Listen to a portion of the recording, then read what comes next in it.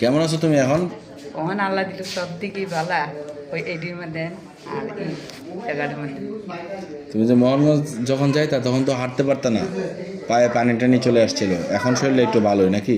আল্লাহ দিলে ভালাই কমার দেওয়া তো জোর দেয় না। কোমরটা তো বয়স হয়েছে না, এখন তো একটু কোমরের মধ্যে একটু কম বলবে।